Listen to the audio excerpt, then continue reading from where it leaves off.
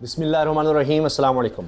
आज जैसा कि आप सब जानते हैं 9 मई है और हुकूमत की तरफ से बड़े इंतजामात किए गए थे क्योंकि तहरीक इंसाफ ने एहतजाज की रैलियों की कॉल दी हुई थी। और एक दफ़ा फिर हमने देखा है कि वही पकड़ धकड़ हो रही है। इस्लामाबाद के रेड जोन को मुकम्मल तौर पर बंद कर दिया गया। वफाकी दारुल हुकूमत इस्लामाबाद शहर इक़्तिदार, वहाँ पर रेड जोन की तरफ जाने वाले रास्ते सब बंद कर दिए गए। आम पब्लिक भी नहीं जा सकती। ये खबरें आती चली गई। फिर उसके बाद एक और बड़ी अफसोसनाक खबर ये आई और मैं समझता हूँ कि शर्मनाक काम है ये हुकूमत की तरफ से कि एक बूढ़ी खातून को, एक उम्र रसीदा खातून को, रेहाना डार साहिबा को सियालकोट से गिरफ्तार कर लिया गया। अब उनके घर वालों का ये कहना है कि वो भी घर से निकल रही थीं, जिना उसकी तरफ जा रही थीं, जहाँ पर पहले ही तहरीक इंसाफ की तरफ से एहतजाज की कॉल दी हुई थी। वहाँ ये कि पहुँचती अभी उनको वहीं घर के बाहर से गिरफ्तार कर लिया गया।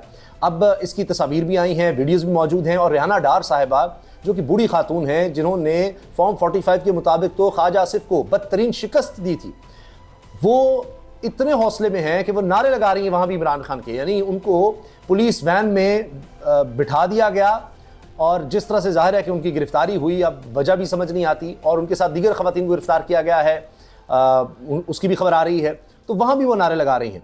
तो हुकूमत ने जिस तरह रात से ही पकड़ धकड़ शुरू कर दी थी और गिरफ्तारियाँ थीं, छापे थे, घरों में मारे जा रहे थे, तो ये सब कुछ किया जा रहा था। लेकिन इस सब के बावजूद 9 मई के दिन ही इमरान खान साहब को बड़ी खुशखबरियाँ मिल रही हैं और लोग कह रहे हैं जी ये तो बहुत बड़ी फतह इमरान खान को मिल रही है। जो कुछ अब हो रहा है, ख़ास तौर पर जजेस की तरफ से जो कुछ किया जा रहा है, जो अहकामात नज़र आ रहे हैं, जिस तरह लग रहा है कि वाकई अदलिया में कुछ ऐसे लोग हैं जो अब खड़े हो गए हैं, डट गए हैं और उनके पीछे बाकी लोग भी साथ मिलते चले जा रहे हैं। तो लिहाजा अब जनाब जो एक बहुत बड़ी खबर आई है वो यह है कि पाकिस्तान की तारीख़ में पहली दफ़ा ये हुआ है कि तौहीन अदालत का इस तरह से मामला लिया गया है और लार्जर बेंच, 2 लार्जर बेंच बनाए गए हैं, एक नहीं 2 लार्जर बेंच बनाए गए हैं।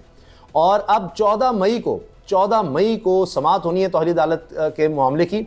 और जाहिर है कि जजेस को धमकाने वाले जो लोग हैं, जो एग्जेक्टिव में बैठे हैं, जो मौजूदा हुकूमत है उसके तहत वो काम कर रहे हैं, वही लोग नजर आ रहा है कि इस प्रोपेगेंडे के पीछे हैं। और ये जस्टिस अतमिल्ला साहब ये बात वाजे कर चुके हैं हुकूमती वकील अटॉर्नी जनरल के सामने। तो अब जनाब जब ये 14 मई को ये चीज़ें खुलेंगी तो वही लोग जो दबाव डालते थे इमरान खान के खिलाफ जो फैसले लेने के लिए, अब वो लोग एक्सपोज होंगे और 3 जजेस बैक वक्त ये केसेस सुन रहे होंगे। जस्टिस बाबर सत्तार और जस्टिस मोहसिन अख्तर कियानी के खिलाफ जो मुहिम है उसके हवाले से तौहीन अदालत के 2 अलग अलग मैटर्स लिए गए, इन दोनों ने खतूत लिखे थे। इसके अलावा जनाब आज अडियाला जेल में बड़ी अहम डेवलपमेंट्स हुई हैं। साबिक सदर डॉक्टर आरिफ अलवी ने इमरान खान साहब से मुलाकात की है। साबिक वज़ीर आज़म आज़ाद कश्मीर ने इमरान खान से मुलाकात की है। इसके अलावा दीगर अहम लोगों ने, रऊफ़ हसन भी हैं उनमें, दीगर लोग भी हैं जिन्होंने इमरान खान साहब से मुलाकात की है।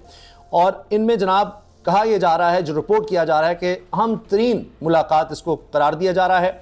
इसमें जनाब सदर डॉक्टर आरिफ अलवी समेत उमर अयूब अपोजिशन लीडर, तर्जुमान PTI रऊफ़ हसन, साबिक़ वज़ीर आज़म आज़ाद कश्मीर अब्दुल क़य्यूम नियाज़ी और आमिर डोगर ने भी मुलाकात की है। ये शामिल है मुलाकात करने वालों में। अच्छा, इसके साथ आप ये देखें कि आरिफ अलवी साहब ने आकर बड़ा सख्त बयान दिया है कि जी ये किस तरह से कहा जा रहा है कि जी ये हो गए वोट इतने नहीं मिले, तहरीक इंसाफ को इतने नहीं मिले, तो सच बोलना चाहिए।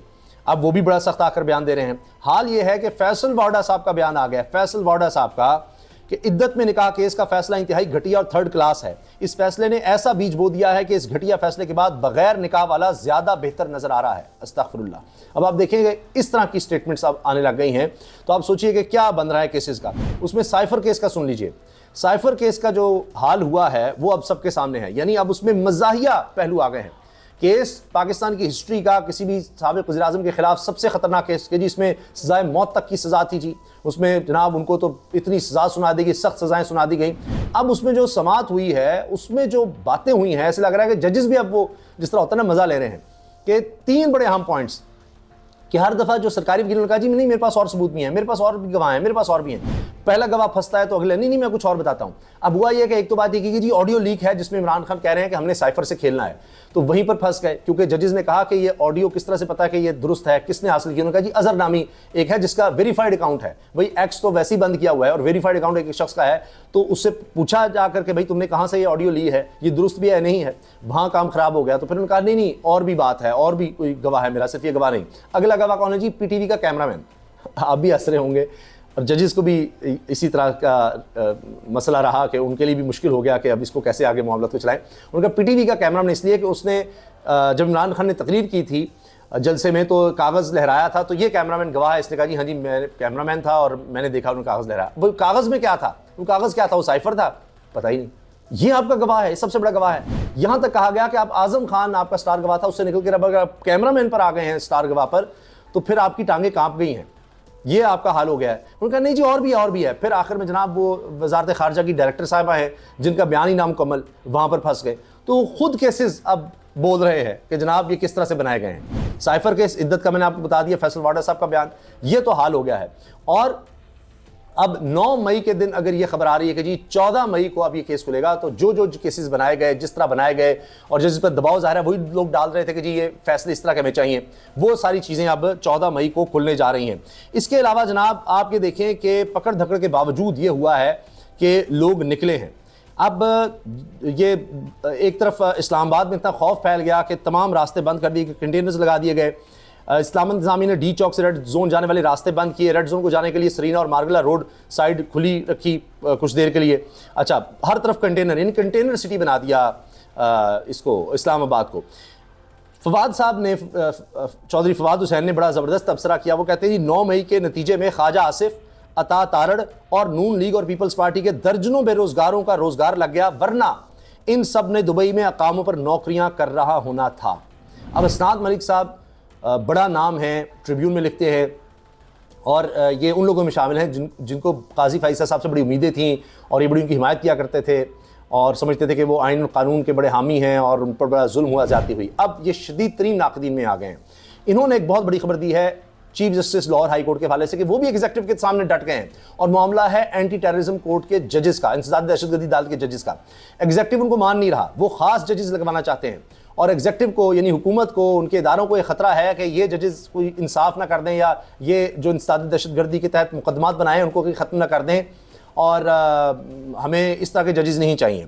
तो chief justice Lahore high court जो हैं वो डट गए हैं और अब वो हुकूमत नोटिफिकेशन नहीं कर रही। फिर 2 महीनों में 2 इजलास हो चुके हैं full court Lahore high court के, उसमें ज़्यादातर जजेस ने कहा जी मुदाखलत हो रही है और हम इससे तंग हैं और इसको रोकना होगा और ये फैसले जुडिशरी के हाथ में होने चाहिए, एग्जीक्यूटिव नहीं, हुकूमत के नहीं होने चाहिए कि जी किस जज को कहाँ पर लगाना है। उससे मिसाल पैदा होते हैं, हुकूमत ही केस बनाती है और फिर वो चूज़ करती है कि अच्छा कौन सा जज, फलां जज जहाँ उससे बात है तो उसको वहाँ लगा देते हैं कि भाई हमने केस बनाया है तो ये जज भी हमारा होगा और फैसला किस तरह से लेना है। क्योंकि अब ये खौफ ये है, ये असनाद मलिक साहब ने इस पर ट्वीट भी किया, उन्होंने फिर बताया कि जी एक्सप्रेस ट्रिब्यून जिसके लिए वो काम करते हैं उनके हवाले से उन्होंने कहा जी सोर्सेज ने एक्सप्रेस ट्रिब्यून को बताया है कि मसला ये है कि ये जजेस जो चीफ जस्टिस लगाना चाह रहे हैं ये शायद इन पर जो 9 मई के वाक़यात हैं इन पर दहशतगर्दी के जो इल्ज़ामात हैं इनसे इनको कहीं बरी ना कर दें और इस वजह से जनाब अब ये जो अदालत chief justice Lahore high court और हुकूमत जो है उसके दरमियान ये ठन गई है। ये इन्होंने सारा मामला अपने इस ट्वीट में बताया और ज़ाहिर है कि एक्सप्रेस ट्रिब्यून के लिए ये लिख रहे हैं, वो चीज़ें भी मज़ीद सामने आ जाएंगी। अच्छा जी, इसके साथ साथ ये भी चीज़ें आ रही हैं कि जी जो बच्चे हैं वो आए हैं 9 मई पे बाहर तो उन्होंने इमरान खान के हक़ में नारे लगा दिए हैं, ये भी एक चीज़ रिपोर्ट हो रही है। अच्छा, काजी फैसल साहब जिनसे बड़ी उम्मीदें हमेशा से रही हैं नून लीग को, और नून लीग के लोग वैसे भी कहते थे, प्राइवेटली भी कहते थे और ऐलान भी करते थे कि जी जब तक काजी फैसल साहब नहीं बन जाते चीफ जस्टिस तब तक ना नवाज शरीफ वापस आएंगे ना ही इलेक्शंस करवाए जाएंगे। इमरान खान भी इस चीज़ का इज़हार कर चुके हैं। अब वही काजी फैसल साहब कह रहे हैं कि खुदा का खौफ करें, तरक्याती मनसूबों पर सियासतदानों की तख्तियाँ लगाने पर पाबंदी आयद की है उन्होंने। और एडवोकेट जनरल पंजाब जो है वो बड़ी मुश्किल में नजर आए, उन्होंने कहा जी मैंने हुकूमत को आगाह कर दिया है कि अहकामात हैं कि आप ज़ाती तशहीर नहीं कर सकते, लेकिन मरीम साहब तो भी 55 करोड़ रुपया लगा रही हैं। आज भी देखिए चीफ जस्टिस ने खुद कहा, काजी फैसल साहब ने कि जी आज आपने अखबारात नहीं देखे, हर तरफ ज़ाती तशहीर हो रही है कौम के पैसे से। कहते हैं अगर अपनी ज़ाती पैसा आप लगा रहे हैं तो समझ आती है अब तख्तियाँ लगाएं। कौम का पैसा है, टैक्स का पैसा है, गरीब लोगों का पैसा है और आप उस पर ज़ाती तशहीर करते चले जा रहे हैं। ये भी एक बड़ी एम्बेरसमेंट का सामना पंजाब हुकूमत को मरीम नवाज साहब को रहा है कि अब भी उनके इश्तिहारात चल रहे हैं और मज़ीद पैसा मांगा जा रहा है कि जी इश्तिहारबाजी करनी है। दूसरी तरफ बुशरा बीबी को बड़ी तोड़ने की कोशिश हुई। एक वक्त आपको याद होगा खबरें आ जाती थी कि जी ओहो देखें जो बुशरा बीबी बयान देने लगी है ना वो तो पता नहीं क्या होने लगा है, जो बुशरा बीबी कहने लगी हैं वो तो इमरान खान टूट जाएंगे, फलां हो जाएगा, वो उनके साथ खड़ी रहीं। अब हाई कोर्ट ने भी ऑर्डर किया है कि उनको तन्हाई में रखना भी एक टॉर्चर है। ये सज़ा नहीं है, ये सज़ा का हिस्सा नहीं है, तो उसको आप देखें कि अजियत पहुंचाना है, मज़ीद सख्त सज़ा बनाना है। ये तहरीरी फैसला भी आ गया। अच्छा, ऊपर से बुशरा बीबी का बयान भी आ गया सामने, और वो कहती हैं कि पहला दिन जो उन्होंने गुजारा और उसके बाद वकला और फैमिली से मुलाकात उनकी करवाई गई, कहती मेरे लिए सख्तियाँ कोई मानी नहीं रखती, बनी गाला हो या डयाला, मेरे लिए सिर्फ इमारत तब्दील हुई है। जेल आने से मेरा दिल मुतमईन हो चुका है, अब इमरान खान का मकाम और बढ़ गया है। लें जी, तो ये तो उल्टा असर हुआ है इस सारे मामले का।